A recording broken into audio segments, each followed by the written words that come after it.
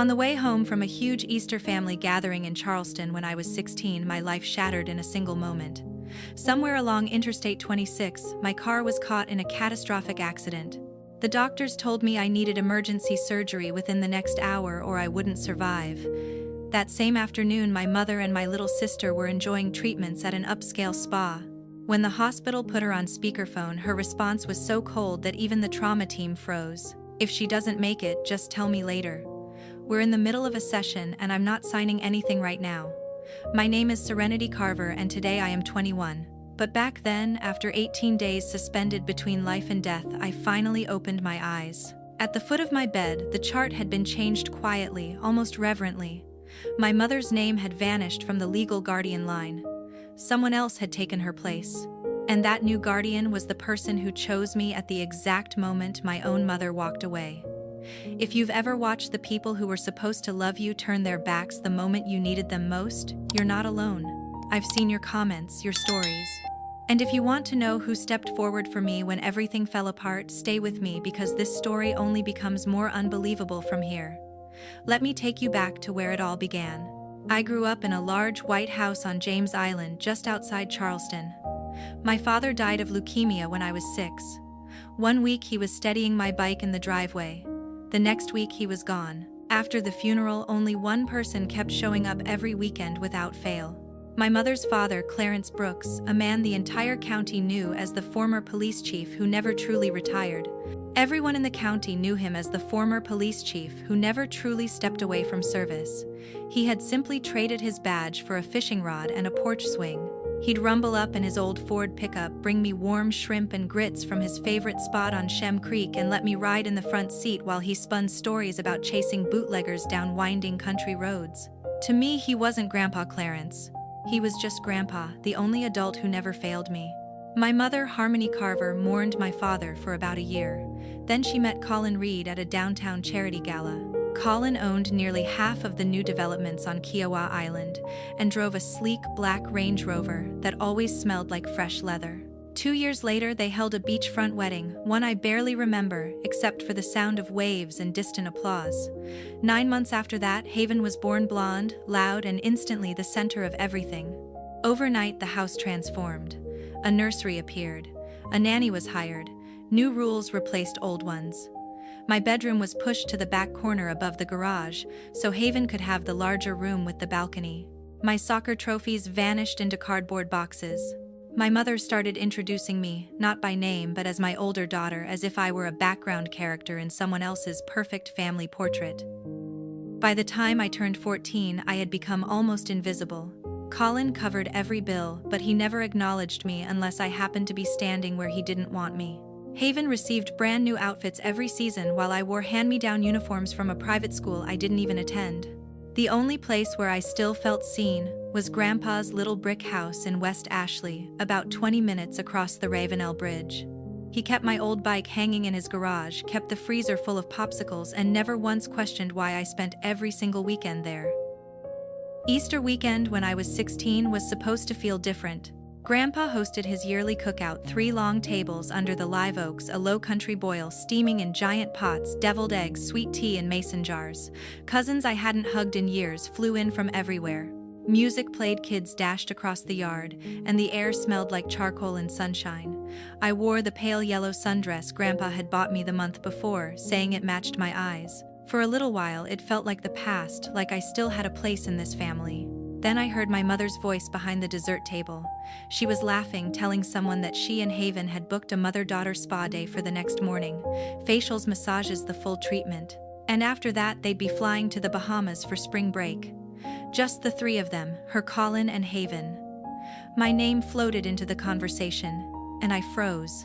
I stood there, holding a plate of banana pudding, until it turned cold in my hands. I told Grandpa I had a headache and needed to leave early. He tried to talk me out of it, worry lining his eyes, but I just needed to get away. He finally pressed the keys into my palm, the keys to the 1998 Jeep Wrangler he'd helped me buy with my summer lifeguard money. "Drive careful, baby girl. Text me when you get home." I promised I would. By the time I merged onto Interstate 26 westbound, the sky was already dimming. A spring storm rolled in fast the way they always do in the Low Country, turning everything an eerie green. Rain hammered the windshield in thick sheets.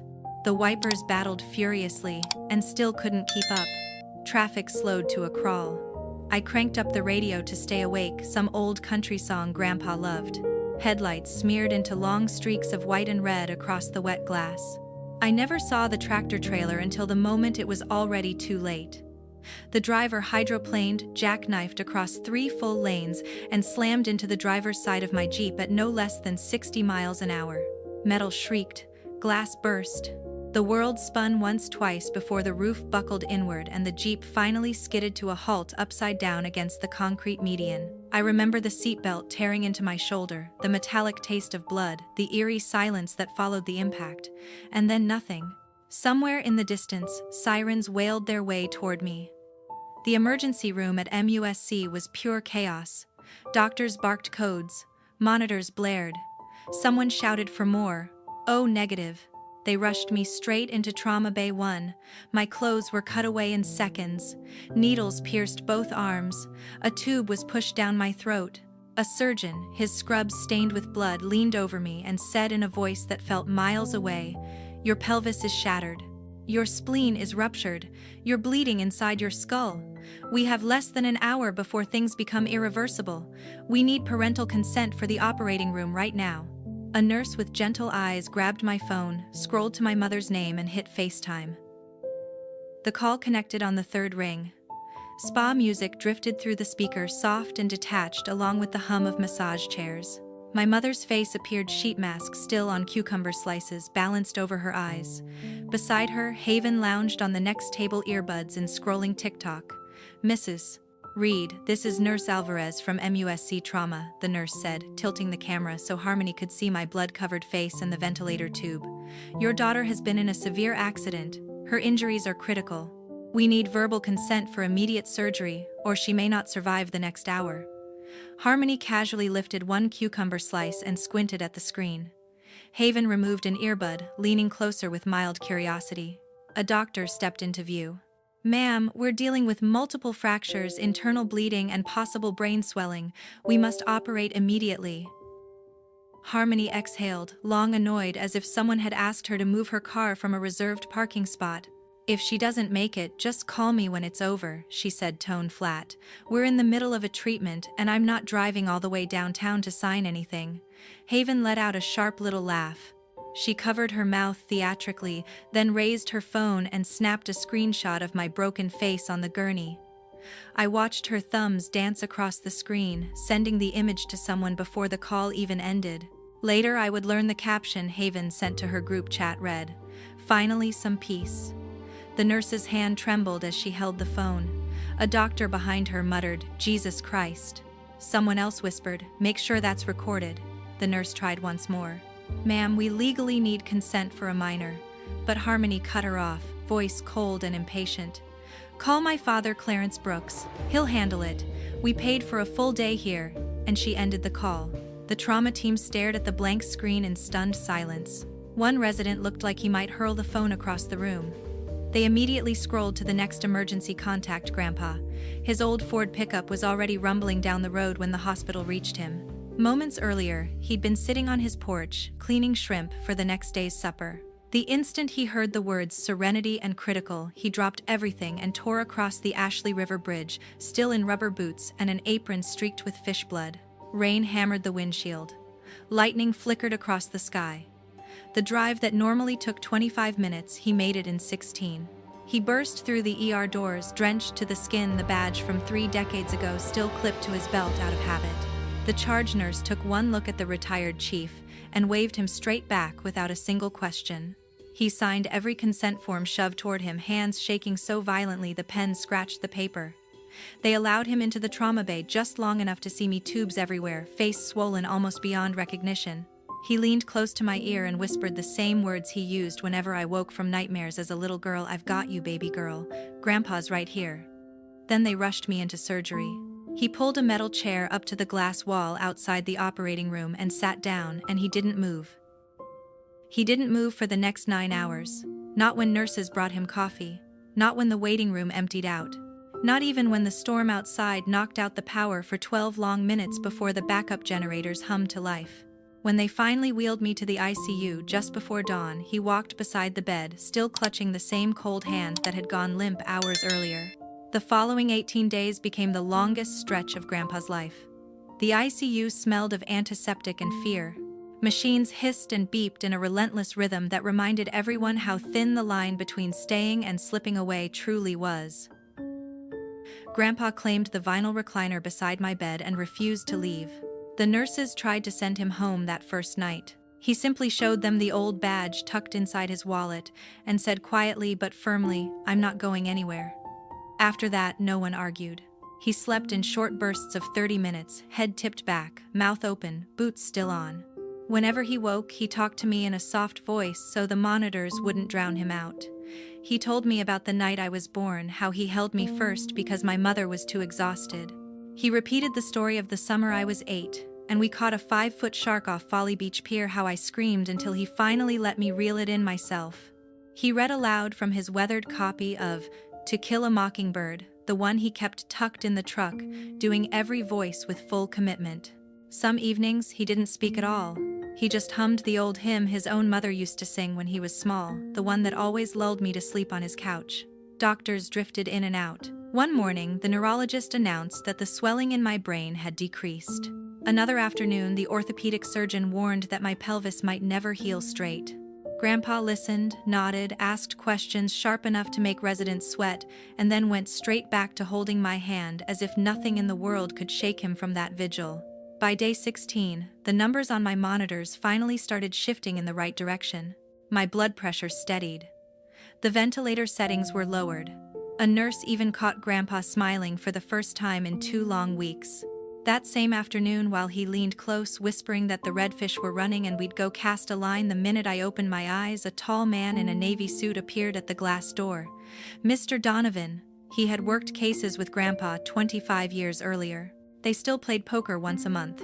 Grandpa glanced up, saw the thick folder in Donovan's hand, and gave a single, slow nod. No words necessary.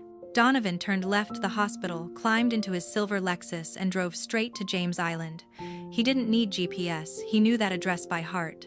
Inside the foyer, Harmony and Haven were surrounded by piles of designer luggage. 2 matching pink suitcases sat by the door, tags already attached for a 7-night Royal Caribbean cruise departing Charleston Harbor the next morning. Colin was upstairs on a work call. Haven stood in front of her phone, filming herself twirling in a new sundress for Instagram. Harmony was double-checking the passports. The doorbell rang. Donovan introduced himself, handed over the heavy envelope, and waited as Harmony tore it open. Inside were 2 sets of documents. An emergency petition to strip parental rights for medical neglect of a minor. A civil suit filed by the hospital for extraordinary life-saving expenses plus pain and suffering, both named Harmony Reed. And because Haven was 14 and had actively participated in refusing consent, her name appeared as well. Harmony's face drained pale beneath the spray tan. Haven froze mid-spin, the recording still running. "You have 72 hours to respond," Donovan said quietly. "After that, the judge has already approved an emergency hearing." Harmony exploded, shouting about lawyers' mistakes and how dare anyone question her parenting. But Donovan was unmoved. His job wasn't to argue, it was simply to deliver the truth. Haven burst into loud theatrical sobs, insisting she hadn't meant anything by the texts. Donovan didn't react. He simply turned, walked back to his car, and drove away. Inside the house, Harmony slid down the wall, clutching the papers as black rivers of mascara streaked down her cheeks.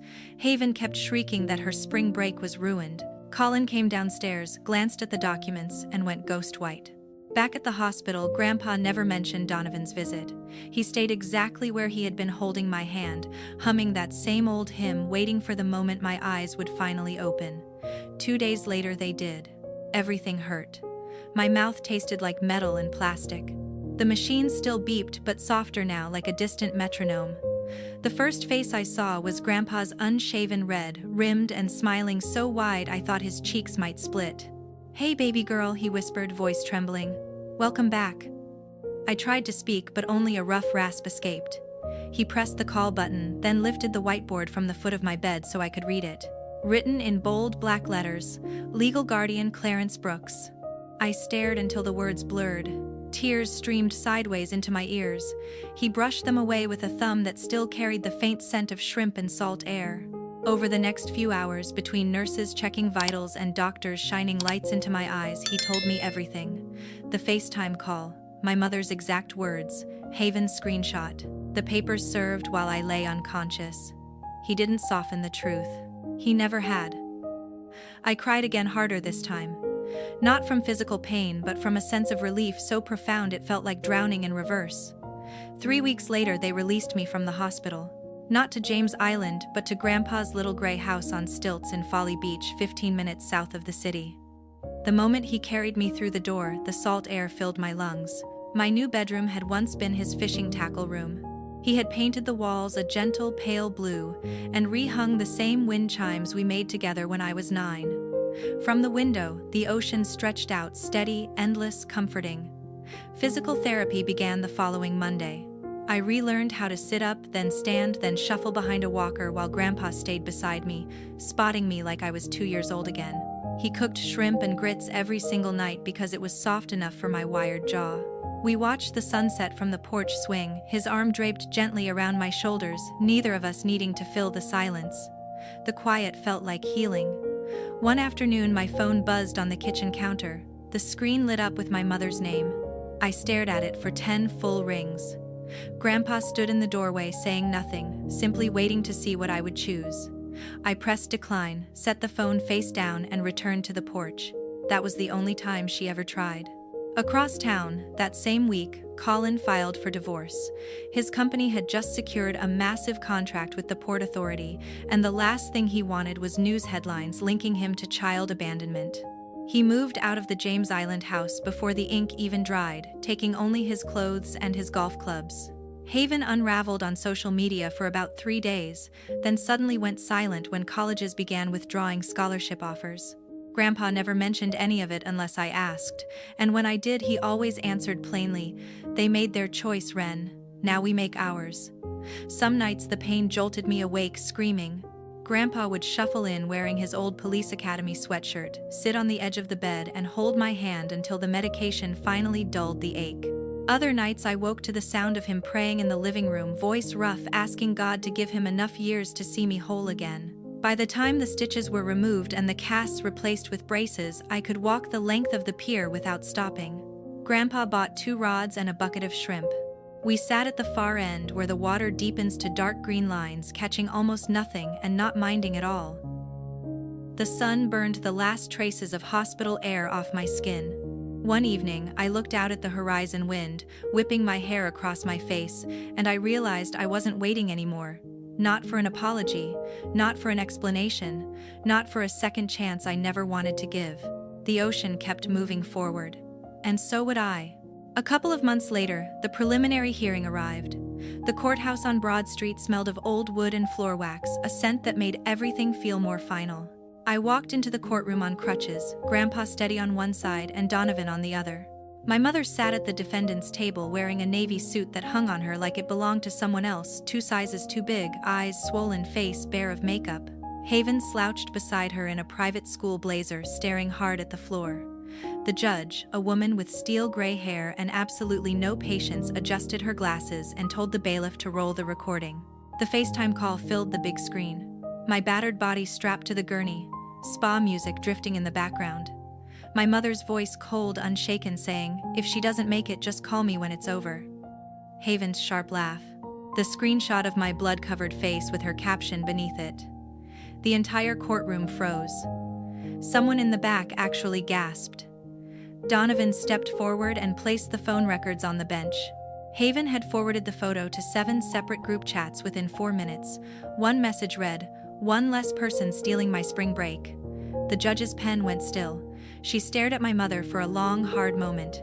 "Mrs. Reed," she said, voice like ice. "In 23 years on this bench, I have never heard a parent speak about their child this way, while that child was fighting for her life." She pushed the file aside. "Temporary full custody is transferred to Clarence Brooks effective today. We will reconvene for the permanent hearing." She slammed the gavel so hard the sound cracked against the marble walls. 3 days later, Harmony was fired from her job at the South Carolina State Credit Union. Background checks are mandatory for anyone handling federal funds. Medical neglect of a minor is an automatic disqualifier. Security escorted her out, carrying a cardboard box. That same week, Haven's full-ride academic scholarship to the College of Charleston was revoked. The admissions board cited conduct incompatible with the values of the institution. Suddenly, the private high school that once worshipped her began whispering behind her back. Within a month, the James Island house fell into foreclosure. Colin's name had already been removed from the deed he'd signed everything over to protect his assets. Mother and daughter ended up in a small 2-bedroom apartment off Savannah Highway, the kind with peeling paint and an elevator that constantly broke down. Haven lost her car. Their fall was swift. And none of it changed the simple truth: they had made their choices. Harmony took a night shift stocking grocery shelves just to cover rent. Meanwhile, I began real therapy. Twice a week, a van came to pick me up for outpatient physical rehab at MUSC. I relearned how to climb stairs, how to balance on a Bosu ball, how to trust my legs again. Grandpa drove me every single time, never late, never tired, then waited in the lobby, flipping through the same 3 fishing magazines until I emerged, sweating and trembling. On Thursdays, I met with a trauma counselor named Dr. Rivera. We sat in a small lavender-scented office and talked about nightmares, fury, and the exact moment I realized I never wanted to hear my mother's voice again. Grandpa waited out in the truck windows, rolled down country music playing low, never once complaining about the heat. Some afternoons, when the pain in my hips roared too loudly, I sat on the back deck, tossing breadcrumbs to the gulls. Grandpa would join me with 2 sweet teas, and together we watched the tide slide away. He didn't try to fix my anger. He simply let me feel it. By the end of summer, I traded my crutches for a cane, then the cane for nothing at all. I still walked with a slight limp, but the doctor said most of it would fade by my 18th birthday. One evening, I managed to walk all the way to the end of Folly Pier and back without stopping. Grandpa met me halfway, carrying a blanket and a flashlight even though the sun hadn't disappeared yet. We sat together on the sand, shoes off, letting the waves curl around our toes. I leaned my head against his shoulder. "Thank you for staying," I whispered. He kissed the top of my head. "Nowhere else I'd rather be, baby girl." 7 months after the crash, the final trial day arrived. I walked into the courtroom without crutches, without a cane, without a limp. The scar on my forehead was still pink, but my posture was steady. Grandpa sat right behind me in his Sunday suit, the same one he wore to my dad's funeral. Harmony looked smaller than I remembered, hair pulled tight, clutching a tissue she never lifted. Haven stared ahead, arms crossed so hard her knuckles whitened. Donovan called me to the stand first. I swore and sat down and met the judge's gaze. "Tell the court how it felt," he said, "knowing your mother refused to come while you were dying." I drew a breath. The entire room held still. "It felt like the last piece of me that still believed I mattered just died on that table," I said. My voice didn't tremble. I learned in one sentence that I was disposable, and the person who said it was the same woman who used to read me bedtime stories. I told them about waking up to Grandpa's name written on the Guardian line. About the single call from my mother I never returned. About every night I fell asleep listening to the ocean instead of wondering why I wasn't enough. Harmony's lawyer tried desperately to paint her as stressed, overwhelmed somehow, a victim of circumstance. He mentioned her job loss, the foreclosure, the divorce. I never looked at her, not once. When he finally finished, the judge asked if I had anything to add. "Yes, Your Honor," I said. "I don't want her money. I don't want her apologies. I just want this to end. I already have a family." The judge didn't deliberate long. She returned 20 minutes later with her decision. Permanent termination of parental rights for Harmony Reed, effective immediately. Civil judgment in favor of the plaintiff and the hospital, $480,000. The James Island home to be sold at auction to satisfy the lien. And then the words that changed my life: Mr. Clarence Brooks is granted full legal adoption. The gavel cracked like the beginning of a race. Outside in the hallway, reporters fired off questions. I ignored every one of them, took Grandpa's arm, and stepped into the October sunlight. 3 weeks later, the bank padlocked the big white house. A moving truck arrived for the few things Harmony and Haven chose to keep. They loaded boxes into an aging sedan and drove north on Interstate 26, headed somewhere cheaper, somewhere no one knew their names. I never asked where. That same month, the adoption papers arrived in the mail. I signed Serenity Brooks for the first time, and cried harder than the day I woke from the coma. Grandpa framed the certificate above the fireplace, right beside my dad's old service photo. I started my senior year at an alternative school, 10 minutes from Folly Beach, small classes, teachers who genuinely cared, and nobody who knew my story unless I chose to share it.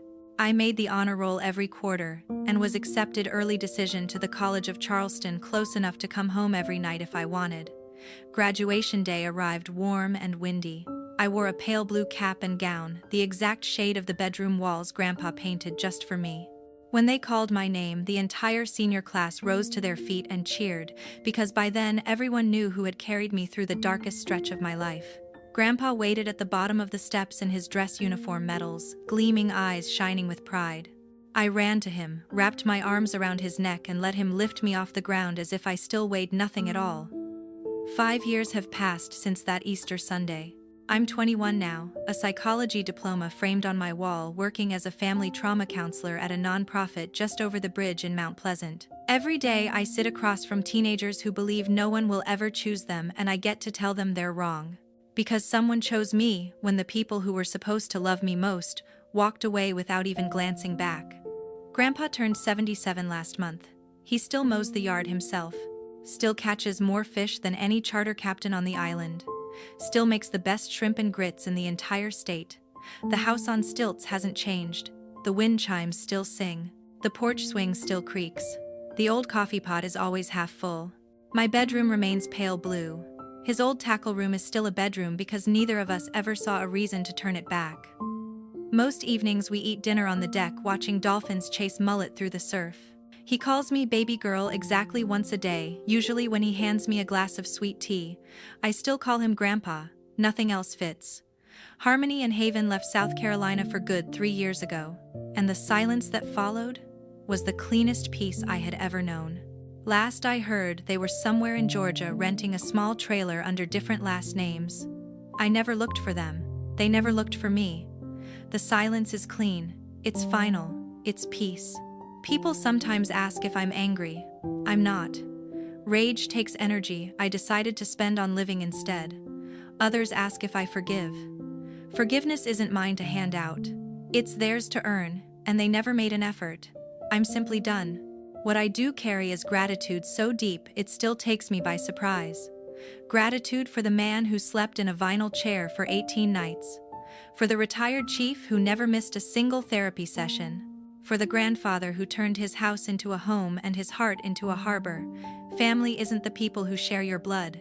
Family is the one who stays when your blood runs cold on an operating table.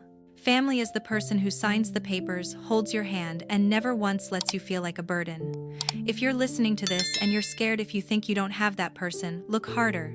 They exist. Sometimes they're the grandparent you never expected to need. Sometimes they're a friend, a teacher, a neighbor who refuses to walk away, and when you find them, hold on. Because real family isn't born. It's chosen every single day. Especially on the days when choosing you costs them everything. That's the truest thing I know. And that is my story.